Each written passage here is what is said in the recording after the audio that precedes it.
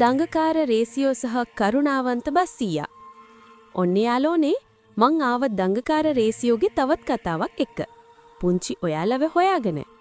රේසියෝගේ ලස්සන පුංචි ගමට තවත් ලස්සන උදෑසනක්. ඔයාලා මේ විදිහට දන්නවනේ රේසියෝ කියන්නේ තනි රතු පාට දිලිසන හරිම වේගින් යන්න පුළුවන් ලස්සන රේසින් කාර් එකක්. රේසියෝට තිබුණේ හරිම ලොකු හෙඩ්ලයිට් ඇස් දෙකක්. එයා hina වෙනකොට එයාගේ ඉස්සරහ බම්පර් එක දිලිසෙනවා. රේසියෝ හරිම වේගවත් වුණාට එයාට තාම පාරවල් ගැන ලොකු දැනුමක් තිබුණේ නැහැ. හැබැයි මේ ගමේම හිටියා රේසියෝට වඩා ගොඩක් වයසක හැමෝටම උදව් කරන ලොකු බස් රථයක්. හැමෝම එයාට ආදරෙට කිව්වේ බස්සීයා කියලා. බස්සීයා හරිම තැම්පත්.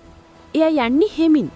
හැබැයි එයා මේ ලෝකේ හැම පාරක්ම හැම වංගුවක්ම ගැන හොඳක දැනගෙන හිටියා.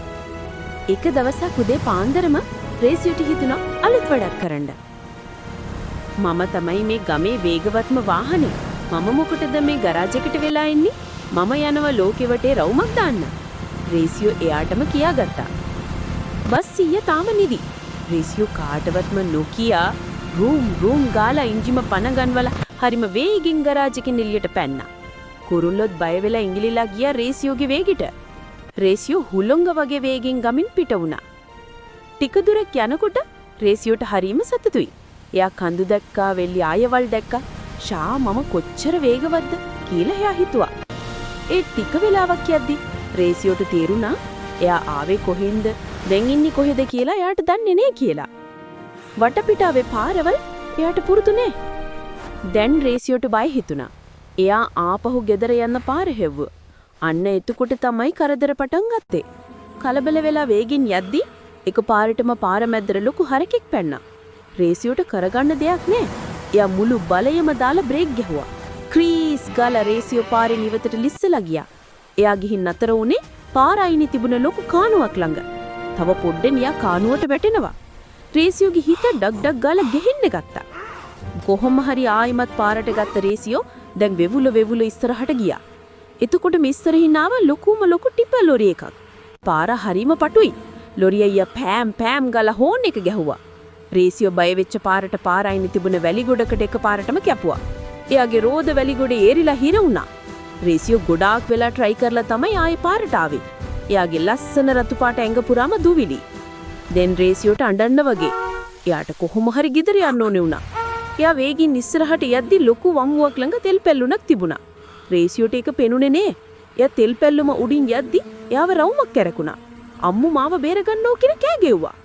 එයා පාර අයිනේ තිබුණ ලොකු ගහක වදින්නේ නැතුව බේරුනේ නූලෙන්. දැන් රේසියෝට හොඳටම මහන්සි. එයා හෙමින් ඉස්සරහට ඇදුනා. එතකොට එයා දැක්කා එයා ඇවිල්ලා දිනේ ලොකු ටවුමකට කියලා.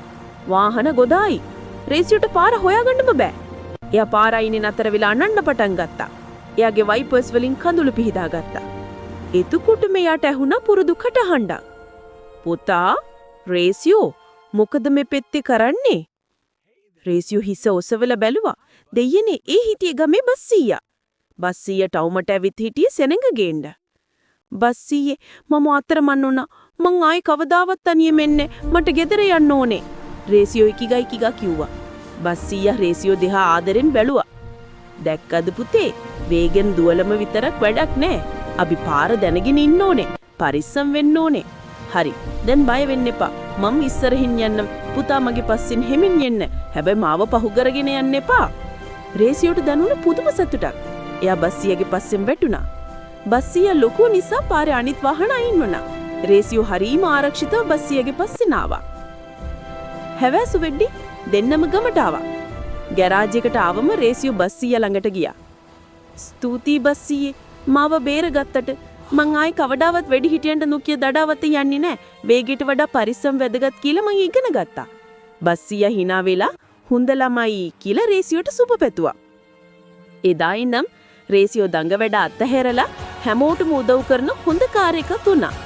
කතාවෙන් දෙන ආදර්ශය පුංචි අපි කොච්චර දක්ෂ වුණත් වැඩි හිටියන්ගේ අවවාද අහන්න ඕනේ.